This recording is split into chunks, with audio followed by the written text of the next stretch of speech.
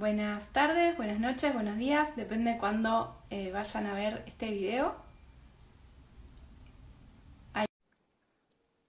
Les comento que hemos definido días y horas para nuestros encuentros.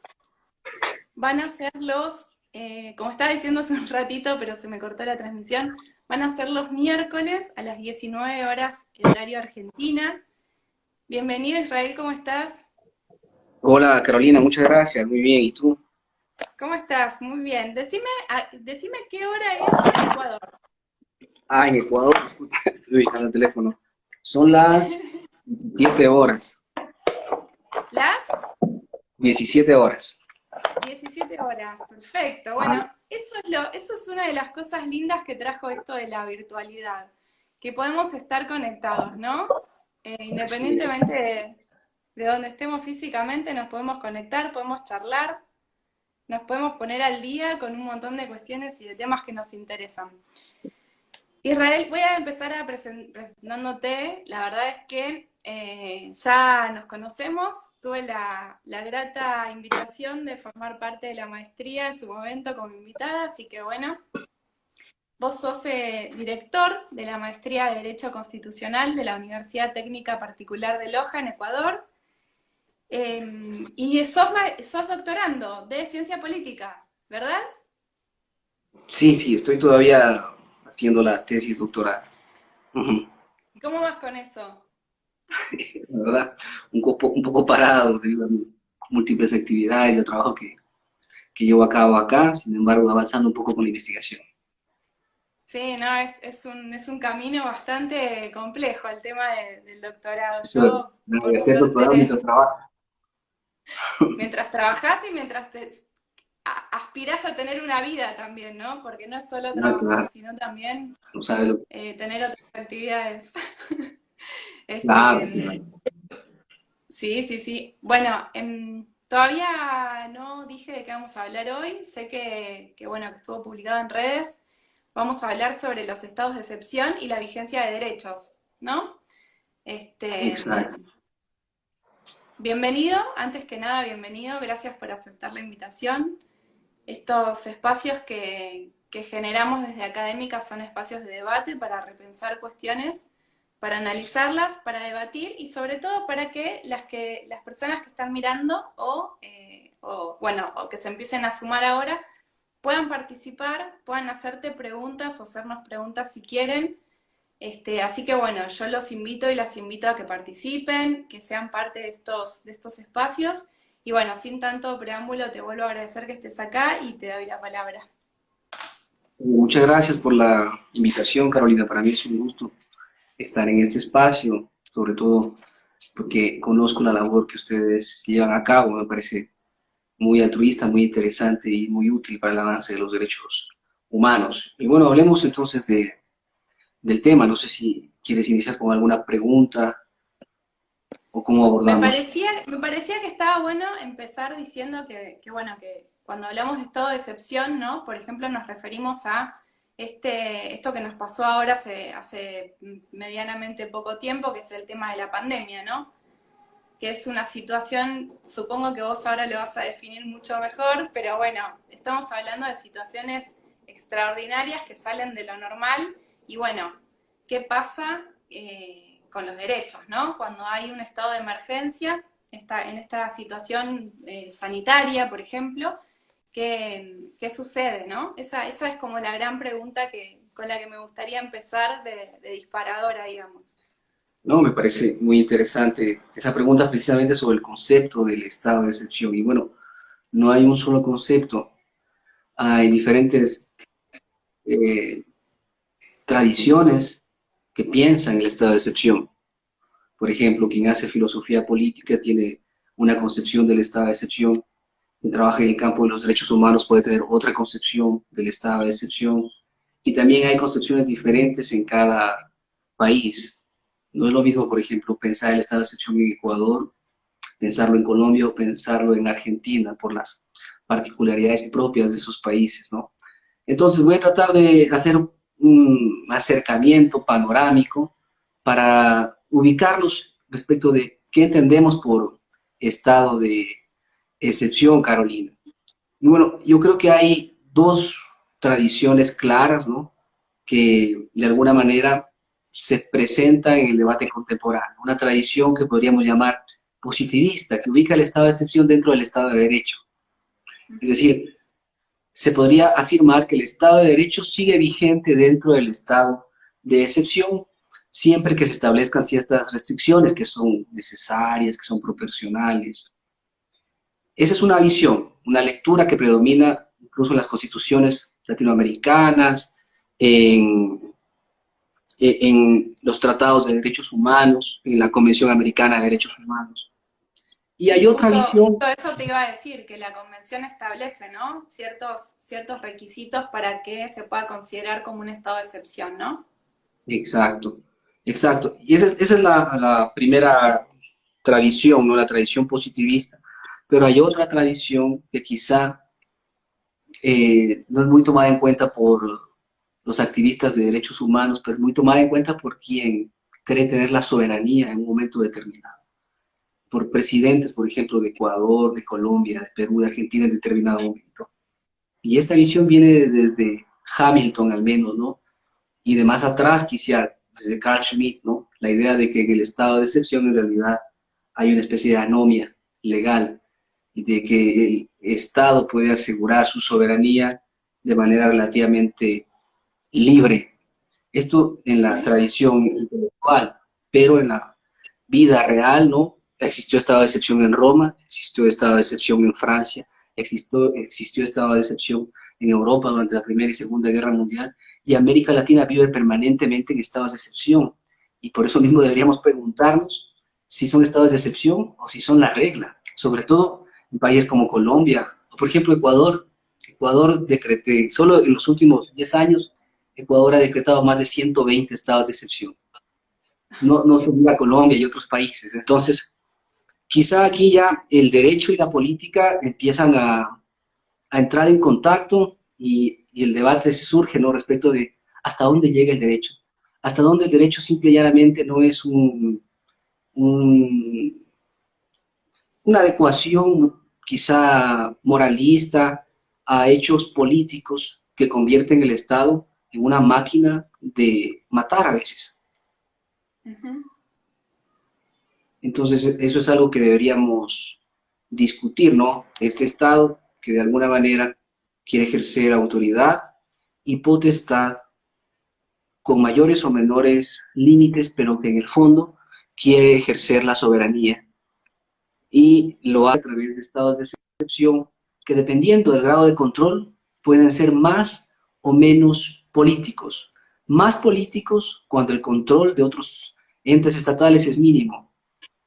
Perdón, es cuando el control de otros entes estatales es mínimo y menos políticos, es decir, un poco más limitados por el derecho cuando intervienen otros órganos estatales. Y ahí quizá nuevamente podemos reencontrarnos en este debate sobre el estado de excepción dentro de estados de derecho.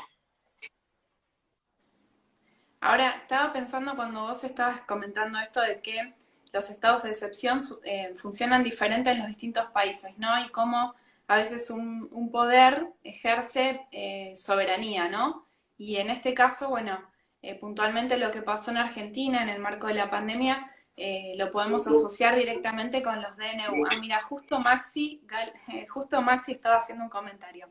Eh, bueno, lo que estaba diciendo que acá en Argentina se dio otra vez de los DNU, que son los decretos de necesidad y urgencia. Son decretos que dicta el Poder Ejecutivo y que no tienen, digamos, el contralor de lo que sería por ahí una ley o no tienen tampoco los contrapesos que tienen los otros poderes del Estado. Voy a leer lo que estaba comentando acá Maxi, que dice, los DNU sobre emergencia económica termina siendo un estado de excepción, por ejemplo. Ah, es una pregunta. Bueno, yo justo expliqué lo que son los DNU acá, así que te abro la pregunta a vos Israel para que contestes. Bueno, si tú me dices que los DNU no tienen un control, por ejemplo, a nivel de forma y de fondo, ¿verdad? Por parte de los tribunales, al menos Ujú. ex ante. y no sé si tengan ese control ex post. Entonces, en realidad, los DNU, al igual que las facultades que tiene el presidente en Colombia para enviar al ejército a las calles, Total. no se acerca mucho al estado de excepción, sino más bien, bueno, se acerca al estado de excepción desde la perspectiva absolutista, quizá, ¿no? Desde la perspectiva que schmittiana. Schmitt o Carl Schmitt decía que en realidad el poder es de quien puede decretar el estado de excepción, pero él asumía obviamente que no había un control frente a eso. Y si los DNU no tienen ese control, así como no tiene ese control los decretos en Colombia cuando envían el ejército a las calles. Entonces yo creo que esos estados de excepción deben ser analizados más desde una perspectiva política que desde una perspectiva jurídica en un principio. Pero eso no quiere decir que quizá si existen mecanismos judiciales, por ejemplo, para llegar a cortes constitucionales o presentar acciones de tutela o de habeas corpus, ¿no? No puede existir una respuesta de parte del Poder Judicial. Es solo que ya depende de los mecanismos que existen en cada país.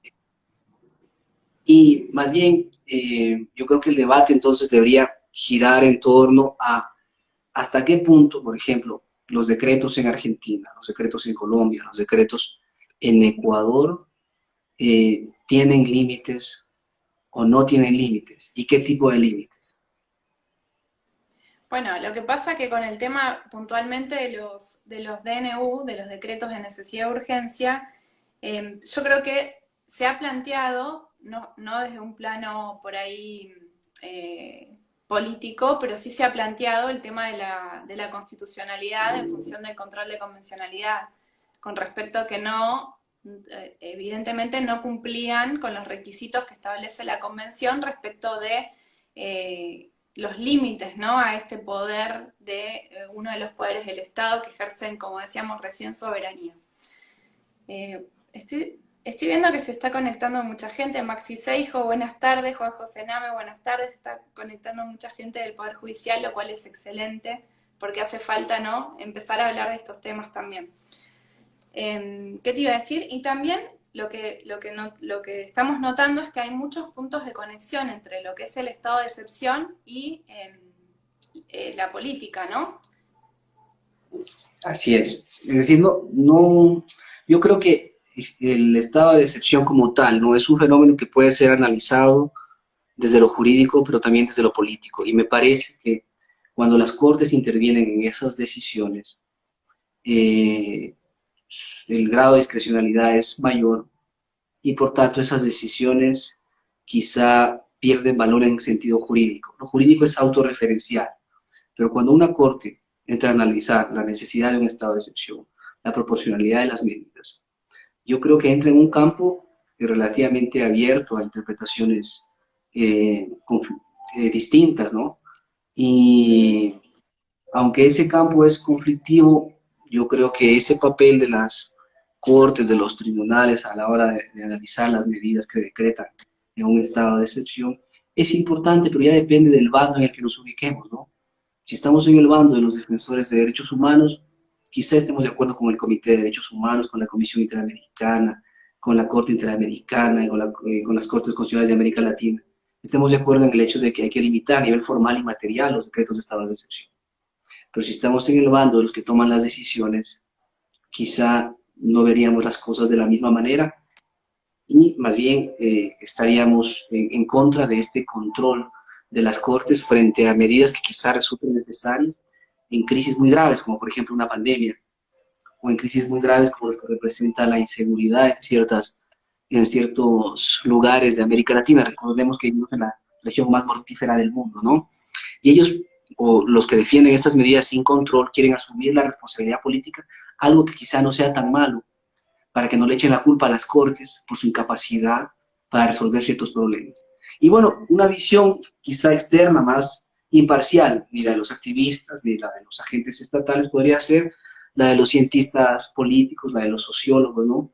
Y un estado de excepción, de alguna manera, o el gobernar mediante estados de excepción, puede ser visto, por una parte, como una forma de ir construyendo un estado moderno en América Latina. Recordemos que América Latina todavía tiene estados de papel, leviatanes de papel, dice Robinson y Asimov. Uh -huh.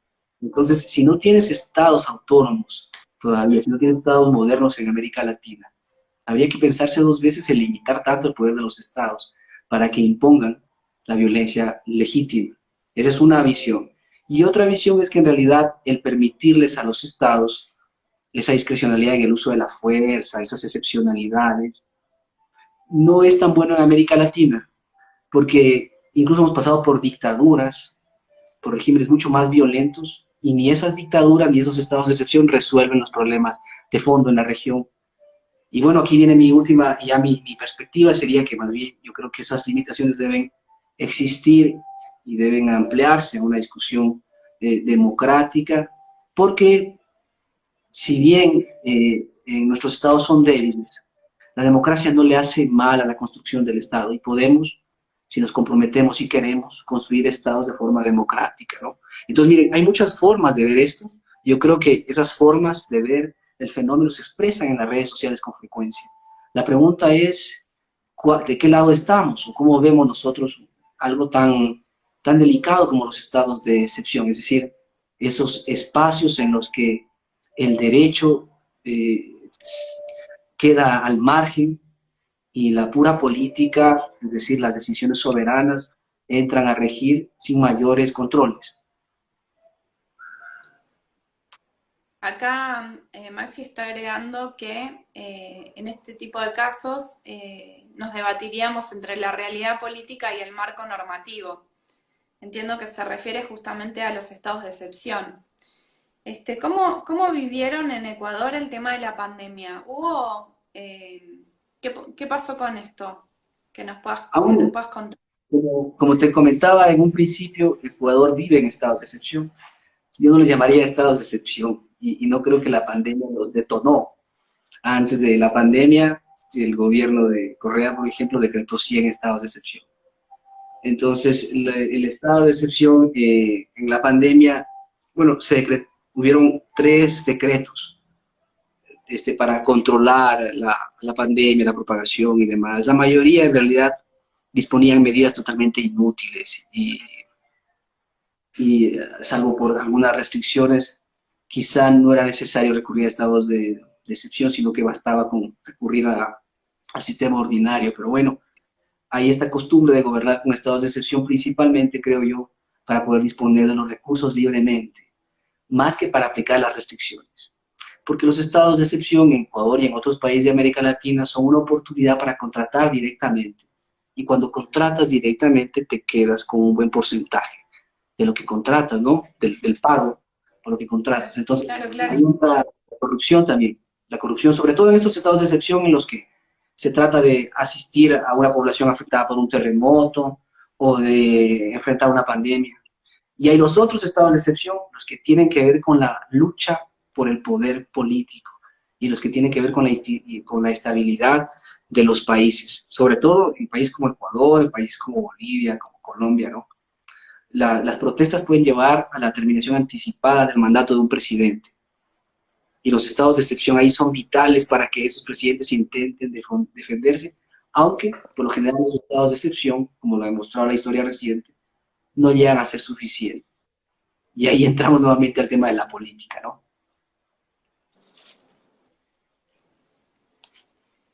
Cuando vos hablás de estos temas que se debaten a nivel político, ¿no? Nosotros como ciudadanos, como ciudadanas, qué es lo que tenemos a la mano como para poder de alguna manera limitar este poder político que desborda, ¿no? Bueno, eh, ser ciudadano en América Latina es bastante complejo, ¿no? Dependiendo de dónde seas ciudadano. Un ciudadano tiene derechos y responsabilidades y la exclusión de las mayorías impide de alguna manera ejercer esa ciudadanía. Entonces, precisamente por eso tú tienes los ciudadanos que enfrentan al poder político mediante protestas pacíficas, ordenadas, mediante diálogos con los representantes, mediante canales institucionales. Pero yo creo que esos ciudadanos en América Latina son una minoría que tienen acceso directo al poder y a veces ese acceso directo no es tan legal, tan justo. Y tienes a las grandes mayorías que callan la mayor parte del tiempo y que cuando llegan a sentir con más fuerza la exclusión, la injusticia, la pobreza, la violencia, el abandono, ¿no? Pueden explotar en protestas masivas que hemos visto recientemente en toda la región. Entonces ya Sí, cuando esas totalmente. protestas se dan, ¿no? Tenemos dos alternativas. Podemos protestar como protestan en Brasil, ¿no? La gente sale en Brasil a protestar, por lo general no arremete contra la fuerza pública y por lo general no existe esta tradición de cerrar las vías, como hacen los piqueteros en la Argentina o el movimiento indígena en Sí. Bolivia. Entonces, esas protestas por lo general terminan de manera menos violenta. No, y estamos hablando de ciudadanos que están reclamando derechos pero a través de la protesta. Pero no sucede lo mismo en países como Ecuador, en Bolivia, en Argentina en menor medida, ¿no? Cuando cierras carreteras. Precisamente el cerrar carreteras es el argumento que utilizan los presidentes para decretar estados de excepción, cuando cierran las carreteras. Ujú. Y cerrar carreteras para los movimientos sociales es vital si quieren ser escuchados, porque es claro que ellos recurren a esas medidas cuando no son escuchados. Y eso es muy frecuente en América Latina. Es una ciudadanía que en realidad no es escuchada. Nuestros capitalismos, no según los comunistas, sino según los economistas serios, son oligárquicos. Al ser capitalismos oligárquicos no dan oído a los de abajo, sobre todo cuando pasamos por estos ajustes neoliberales, por ejemplo, en nuestros países, ¿no?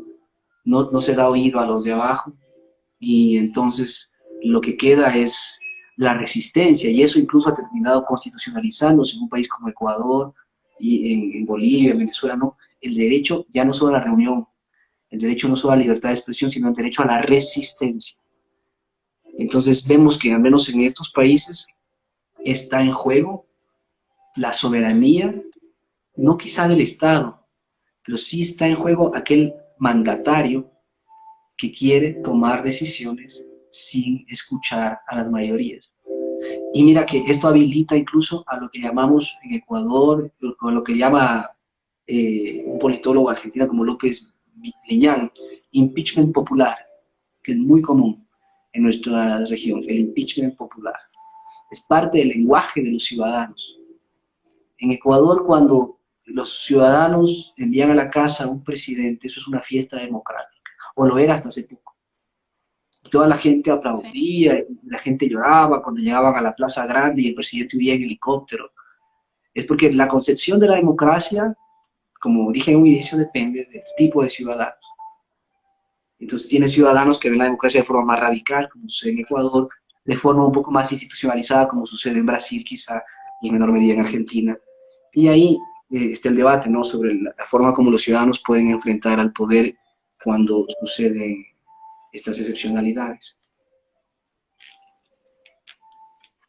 Y con respecto a este tema de las limitaciones, más allá de la protesta, y por ahí a nivel más por ahí normativo, o como vos decías, con controles ex post en el Poder Judicial, ¿vos pensás que hay algún otro mecanismo o conocés algún otro mecanismo digamos, de que nos podamos valer como para, digo, para transformar estos estados de excepción que son la regla en verdaderos estados de excepción, ¿no? Sí, por ejemplo, el control de convencionalidad que tú mencionaste en un inicio es aplicable, ¿no?, en países como Argentina, en países como Colombia, como Ecuador, y ese control de convencionalidad supone hacer control de cualquier decisión estatal, aplicando los estándares desarrollados por la Corte Interamericana. Por ejemplo, en el caso Salvador Vélez versus Ecuador, o en otros casos. La Corte ha dejado claro las reglas que deben aplicarse cuando los militares intervienen en los estados de excepción, ha dejado claro la necesidad de que las medidas estén justificadas. Y a nivel de derecho interno, esos estándares han sido recogidos de forma muy clara en Claro. Ecuador, de forma muy clara en Colombia. Y es más, la Corte Constitucional de Colombia, la Corte Constitucional de Ecuador realizan control permanente de estados de excepción. Ah, sí. ¿Y esto cómo funciona? Es un control automático de estados de excepción. Se decreta el estado de excepción y la Corte entra a analizar el estado de excepción. Y la ley dispone de hacer un control formal primero, determinar si se dio por las vías adecuadas, en el tiempo adecuado, si en el decreto constan todos los requisitos que exige la ley para decretar un estado de excepción. porque la Constitución de Ecuador recoge prácticamente todos los estándares internacionales de derechos humanos en ese tema. Y luego pasan al control material y empiezan a analizar si la medida pasa el test de razonabilidad, si la medida pasa el test de igualdad, si la medida pasa el test de proporcionalidad. Entonces el control es total, el total. Es solo que, como ha sucedido en Colombia, en Ecuador, este control que se ha dado en los tribunales en los primeros años ha sido retórico. Y no es sino desde hace pocos años, desde hace 2 años, que ese control se volvió un poquito más activista, es decir, más Sí. comprometido con el Estado constitucional. Tal como sucedió en Colombia, aunque en Colombia ese tipo de control es más bien, podríamos decir, más estratégico, ¿no? A veces la Corte Constitucional de Colombia busca la manera y termina cediendo frente a los estados de excepción, pero sobre todo desde el 91 en adelante la Corte ha sido muy activista y eso le ha generado mucha resistencia, muchas críticas. Es más, por eso mismo en las últimas protestas el presidente Duque no decretó estado de excepción para evitar pasar por la Corte Constitucional. Entonces, hay mecanismos jurisdiccionales sin perjuicio de otros mecanismos, ¿no? Que tenemos los ciudadanos de a pie en la calle cuando estamos protestando, cuando estamos reunidos, o los ciudadanos que queremos hacer control de las medidas que se toman durante el estado de excepción, ¿no? Tenemos en cada país acceso a la información pública, tenemos habeas corpus si existe privación de libertad, tenemos garantías del debido proceso que podemos ejercer. A nivel normativo yo creo que América Latina está hiperregulada y la apertura que tenemos a los instrumentos internacionales es enorme. Pero eso es una cosa y otra cosa es la manera como funcionan los poderes judiciales en cada país y hasta qué punto pueden ser efectivos para protegernos en estados de excepción. Ujú.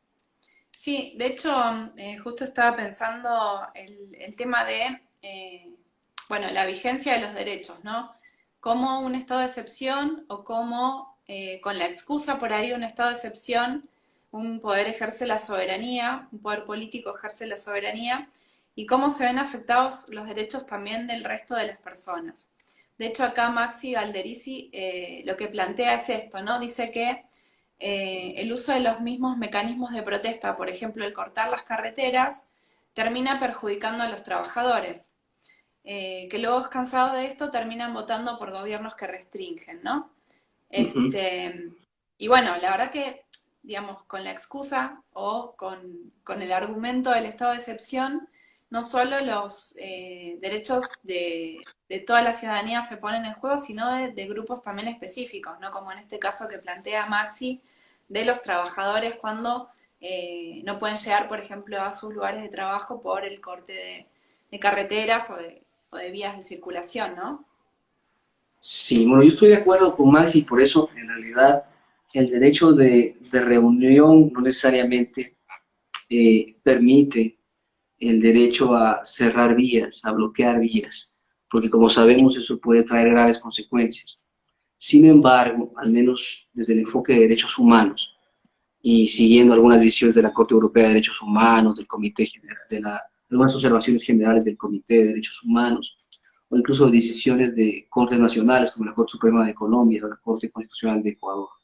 Si seguimos esos estándares, vamos a llegar a la conclusión de que se permite bloquear vías, se permite acciones disruptivas, pero hasta cierto punto, hasta que, por ejemplo, el cierre de una vía no afecte de manera grave los derechos de otros ciudadanos.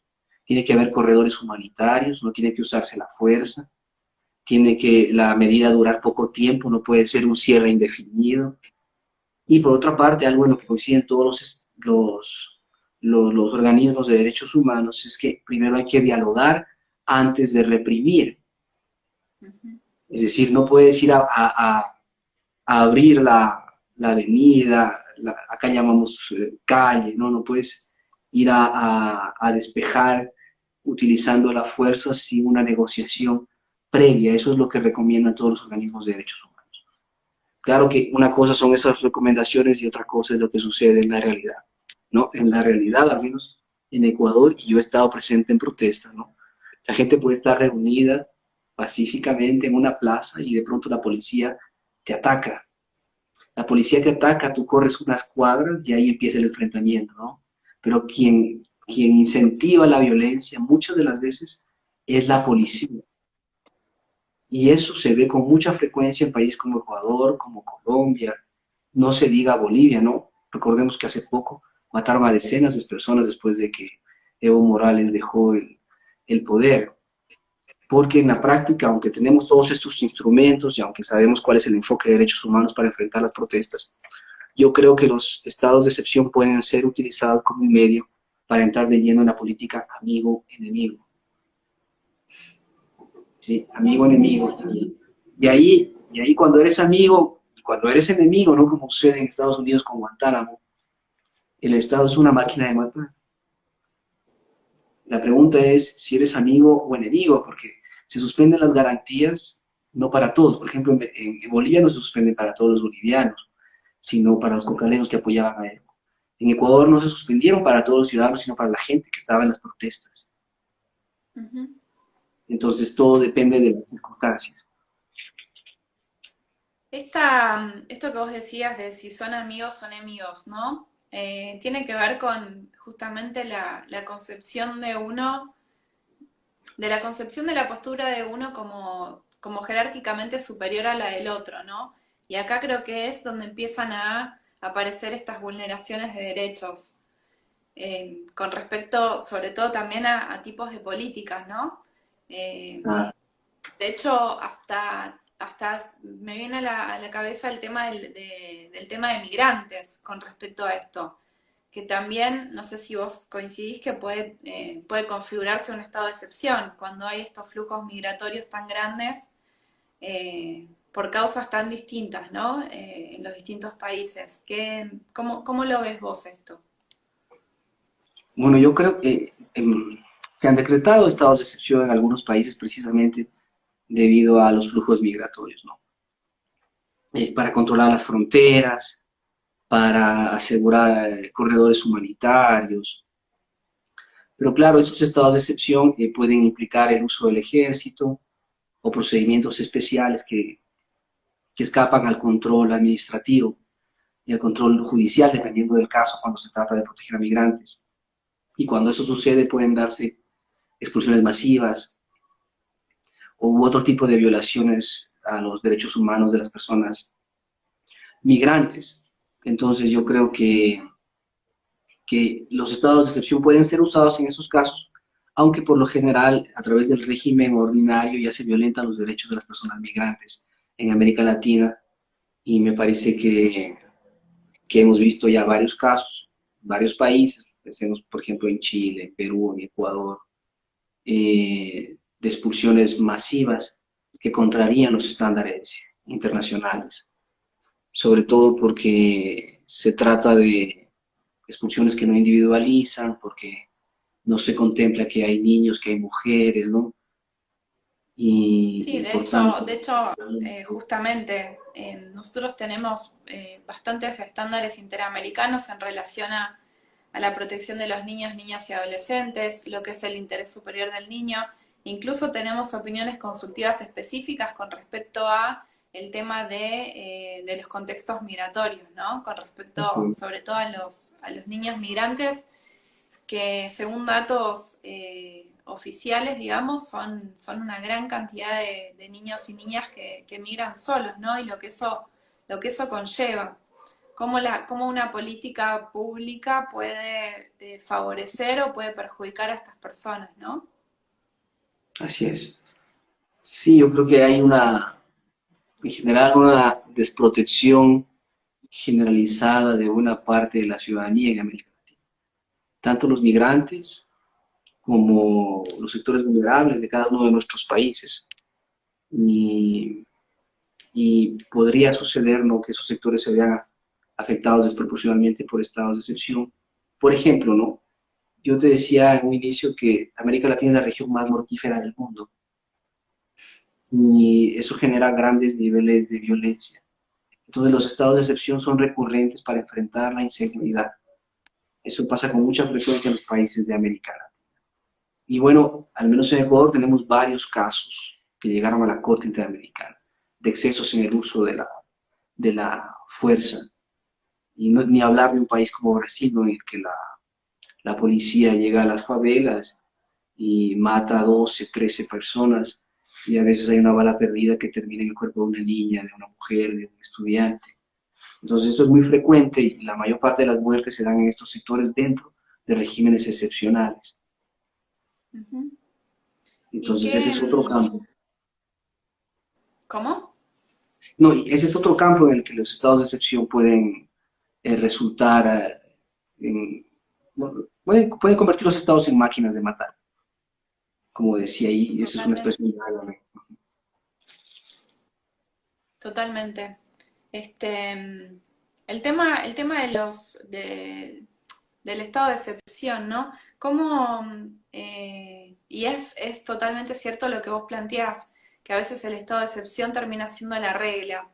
Y más allá de que haya limitaciones establecidas y requisitos que deban cumplir los estados de excepción, tanto en la normativa internacional como, bueno, la aplicación que corresponde en los estados, ¿no? Cómo a pesar de eso y estar reglamentado normativamente, cómo en la práctica se ve distinto, ¿no? Digamos, no se siente tan así.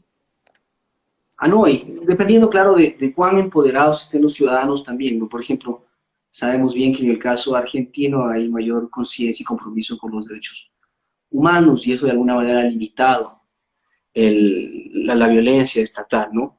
En otros países, en cambio, yo creo que han existido avances normativos importantes. Por ejemplo, en Ecuador, después del caso Zambrano Vélez, entonces Ecuador se llevó a cabo una reforma constitucional, se eliminaron los tribunales militares y se creó ya en 2007 una comisión de la verdad para investigar los crímenes cometidos durante los años 80 y 90. Y aunque eso no avanzó lo suficiente, sí dio lugar a algunas medidas, por ejemplo, capacitar a los militares en derechos humanos, hacerles conocer que ellos pueden ser procesados en la justicia ordinaria. Y eso, en términos empíricos, tuvo un efecto importante en el ejército ecuatoriano. Si tú analizas las muertes que se han producido dentro de estados de excepción por represión de la policía o de los militares, la mayor parte de muertes provienen de la acción policial, en tanto que los militares se autorrestringen mucho, precisamente por el impacto que ha tenido eliminar los tribunales, el amenazarlos con consecuencias a nivel judicial, y por otra variable que quizá no está presente en todos los países, y en Ecuador es la variable étnica.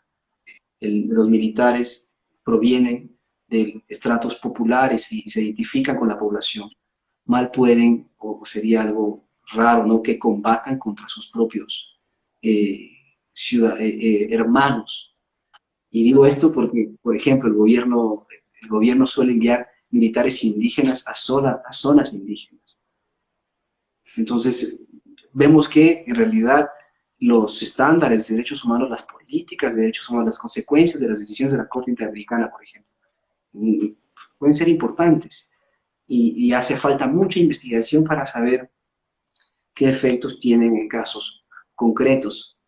Entonces, no, yo sé que quizá estos estándares no se aplican plenamente, pero no deberíamos dejarlos muy de lado, sobre todo porque el lenguaje de los derechos humanos es poderosísimo en la lucha social contemporánea, ¿no?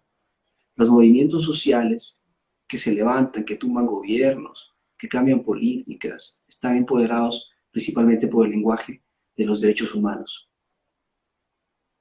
Sí, de todas maneras pienso que todavía falta mucho conocimiento en relación a los derechos humanos y sobre todo porque se han utilizado como argumentos para vulnerar derechos humanos, ¿no? Como ha Pues sí sido te voy a decir. siempre este discurso político de nosotros, para respetar los derechos humanos, en definitiva tomamos acciones que terminan vulnerando los derechos humanos. Y creo que esto ha generado un desprestigio, te diría, en toda la región latinoamericana, de un descreimiento de lo que es la causa de los derechos humanos.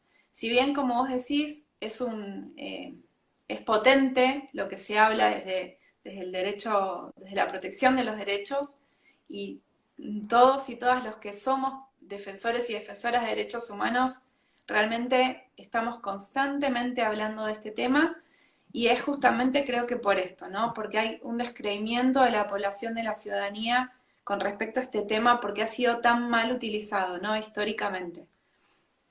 Así es. Yo creo que lo que tú mencionas es real, ¿no? Al menos después de que cae el muro de Berlín, se caen los sueños revolucionarios en América Latina. Y las guerrillas se convierten en partidos, en movimientos, y bueno, con todas estas agencias internacionales se articula un lenguaje potente de derechos humanos para los pueblos indígenas, para otros grupos. Ujú. Y claro, ese lenguaje de derechos puede llevar a una politización de los derechos humanos, ¿no? Algo que no va muy de la mano con la tradición kantiana de los derechos humanos. Pero ese es un fenómeno interesante y relevante, y hay el otro fenómeno, ¿no? El fenómeno propio del autoritarismo latinoamericano, ¿no? De la mentalidad autoritaria, dogmática, cuadrada, amigo-enemigo, que existe en buena parte de la población latinoamericana, precisamente por las raíces, por las condiciones estructurales de América Latina, ¿no? Y tú encuentras en esas mentalidades afirmaciones como esta, ¿no? Que no se puede combatir a los delincuentes si vos respetas los derechos humanos, o que la culpa, quien tiene la culpa por lo que sucede en materia de seguridad, de delincuencia, son los defensores de derechos humanos, ¿no? Y también encuentras que estas personas tienen muchas dificultades para analizar casos concretos, por ejemplo, de legítima defensa, ¿no? O de uso proporcional de la fuerza. Y el problema es que eso no queda solo en la mentalidad de los tuiteros, sino de los propios policías, que están muy confundidos respecto de cuándo procede el uso de la fuerza y cuándo no. Entonces, hace falta mucho trabajo en temas de capacitación de derechos humanos, porque los derechos humanos, ya en el campo, no en la práctica de los agentes estatales, por ejemplo, no son una camisa de fuerza que te impide actuar, ¿no?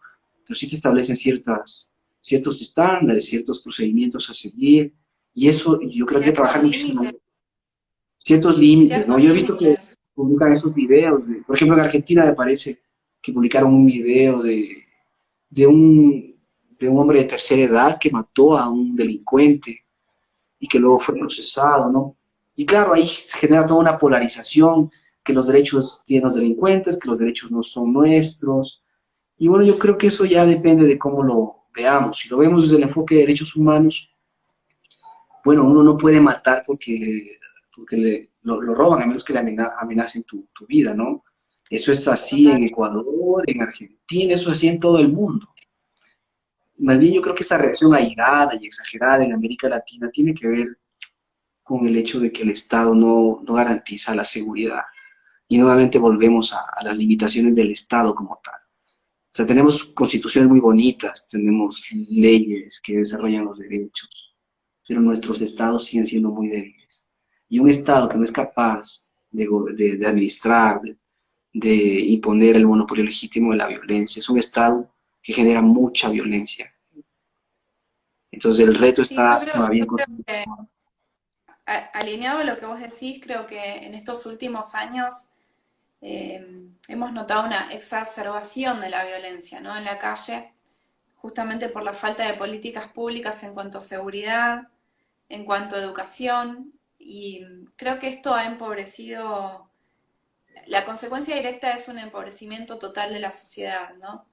No solo a nivel económico, sino a nivel cultural, educativo.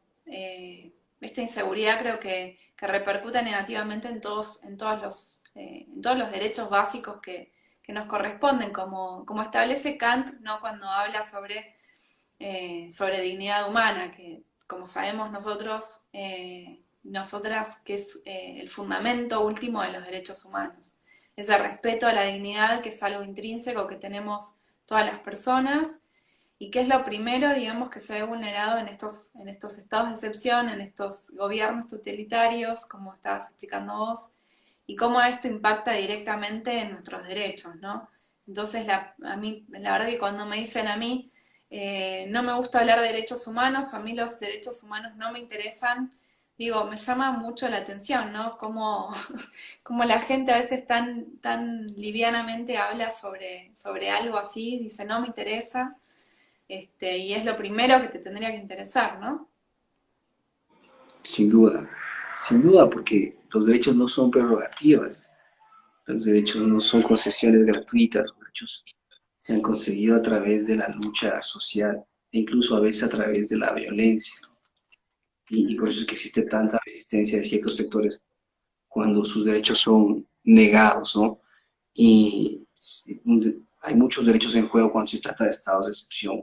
El derecho, por ejemplo, a la libertad de expresión, que es vital en una sociedad democrática. El derecho a la de reunión, el derecho a A la protestar, libre que es vital. circulación. Claro, el derecho de circulación. Bueno, y claro, los derechos de las personas que también se ven afectadas, ¿no? Y ya depende también del ejercicio ponderativo que se dé en esos casos, porque si sometemos esas restricciones al control judicial, yo creo que en ciertos casos se puede limitar la protesta, por ejemplo, cuando supone paralización de vías. Solo que ese punto es un poco delicado porque esa paralización es estratégica cuando quieres hacer escuchar tus demandas. Entonces, yo creo que ahí hay un tema interesante que de alguna manera bloquea la, el cambio institucional pacífico en América Latina. Yo estoy haciendo mi doctorado Total. en Brasil. Yo veo que en Brasil ellos tienen un poquito más de paciencia, ¿no? Están esperando que termine el periodo de Bolsonaro y aunque protestan y demás, no intentan boicotear la economía a través de paralizaciones. Ujú. Entonces hay un poquito más de paciencia y se crea un cambio institucional. En otros contextos, en Ecuador concretamente, ¿no? Aunque yo respeto y quiero a muchos de los activistas, yo creo que su visión de la democracia es radical, pero es peligrosa al mismo tiempo, porque no tienen el poder suficiente para implantar un nuevo orden. Entonces, el cerrar vías genera estados de excepción que a la vez dan lugar a represión. La represión genera más protesta. La protesta se vuelve más violenta, viene más represión y terminamos igual. O sea, no hubo ningún avance en la construcción del Estado, no hubo ningún avance en el reconocimiento de derechos. Aunque claro, eso puede sí tener algún efecto a largo plazo con el cambio de gobierno. Pero bueno, si a la final vamos a tener que esperar al cambio de gobierno, quizá mi mensaje sería que, bueno, podemos protestar de otra manera, aprendamos quizá de otro tipo de protesta y tengamos paciencia para el cambio de gobierno, para eso están las elecciones, y nos evitamos una conflictividad que parece ser promisoria, pero que cuando llega a ciertos niveles polariza, divide demasiado, y cuando llegamos a ese nivel de polarización, las guerrillas y las dictaduras están a la vuelta de la esquina. De parte y parte en América Latina, yo creo que ya hemos tenido esas experiencias. Entonces, hay que pensar bien lo que estamos haciendo en protesta y en estados de excepción, por ejemplo. Bueno, me quedo con esta idea que estás plasmando con respecto a esto de asumir un compromiso cuando elegimos a nuestros representantes, ¿no? Porque en definitiva sería como, bueno, supongo que vos sos bastante constitucionalista, como somos todos en realidad, y bueno, realmente si tenemos un procedimiento especial, un procedimiento normativo, un procedimiento oficial, digamos, para hacer este cambio, digo, me parece que es prudente también utilizarlo, ¿no? Y sobre todo, rescato el tema de descartar el tema de la violencia, ¿no? Digo, siempre sostengo que el fin no justifica los medios y creo que tenemos que pensar cuáles son nuestros objetivos y que el camino no es el mejor camino, digamos, llegar a donde queremos a través de la violencia, ¿no? Eso nos perjudica a nosotros como sociedad y sobre todo, bueno, implica esta vulneración de derechos, ¿no? Sistemáticos a todos los derechos de los que estábamos hablando recién. Sin duda, ¿no? O sea, yo creo que en América Latina existe esta tradición de, de protesta radical en algunos países. Y yo invitaba a tener un poco más de paciencia para el cambio de gobierno, pero no quiero que esa idea se cierre ahí, sino dejar claro que esa paciencia solo es esperable de personas que no han sido reprimidas. Y si tú tienes gobiernos muy autoritarios y violentos, ¿no? Puede suceder como sucedió en Ecuador en 2019, que apenas se cerraban las vías y ya había 2 muertos. Ujú. Entonces, cuando eso sucede, como menciona alguien, como menciona Taro, se viven momentos de locura. Y por eso, de parte y parte, tanto las personas que protestan como los gobiernos deben tener mucho cuidado en temas de violencia, porque una violencia aplicada en un principio, en protestas, en conflictos democráticos, ¿no? Degenera Ujú. un ciclo de violencia que puede cobrar decenas de vidas, que puede dar lugar a torturas, a desapariciones forzadas, como sucedió recientemente en Colombia, en Ecuador. Entonces, yo creo que los primeros escenarios de confrontación entre los gobiernos y los movimientos sociales son muy importantes y ahí es donde se debería evitar la violencia. Porque luego, quizá es mucho pedirle, ¿no?, a los activistas sociales que no luchen violentamente después de que vieron morir a uno de sus compañeros, porque ya no están viendo ahí un Estado y quizá lo que están viendo no es un Estado como bien ha dicho la Corte Suprema de Colombia, ¿no? La Corte Suprema de Colombia no vio en el Estado colombiano una acción legítima, sino una acción sistemática, generalizada, de aplicación de violencia indiscriminada. Y cuando los estados degeneran en eso, entonces, lamentablemente, llegamos a un punto en el que la, la violencia se vuelve una opción legítima. Sin embargo, yo no creo en esa opción. Yo creo que antes de llegar ahí hay que hacer muchos esfuerzos por parte de los ciudadanos y los estados para evitar eh, estos conflictos que duran tanto y que, como hemos visto, no traen cambios permanentes, ¿no? Quizá Ujú. hace poco, viendo lo que sucedió en Chile, creíamos que eso iba a dar resultado, pero ahora mismo un conservador tiene más posibilidades de ser presidente. Entonces, hay que repensar ese discurso de radicalismo para enfrentar al Estado, al radicalismo a ese nivel. Totalmente. Bueno, Israel, te agradezco por todo todos los aportes que pudiste hacer hoy. La verdad que es un placer escucharte. Me encanta poder dialogar, tener distintos puntos de vista sobre distintos temas. Me parece que eso nos enriquece y nos suma un montón. Así que bueno, te agradezco que hayas aceptado la invitación y que hayas puesto de tu tiempo para estar acá hoy. No, fue un placer, Carolina. Muchas gracias por el espacio y para mí también siempre es un placer hablar de estos problemas que nos son comunes como latinoamericanos y qué mejor siempre dejando en claro cuál es nuestra opción a favor de los derechos y de la democracia. Un abrazo y que estén muy Sí, bien. bueno, muchas gracias y bueno, nos estamos encontrando en algún otro espacio seguramente. Seguro que Que sí. termines muy bien Hasta el día. pronto. Gracias.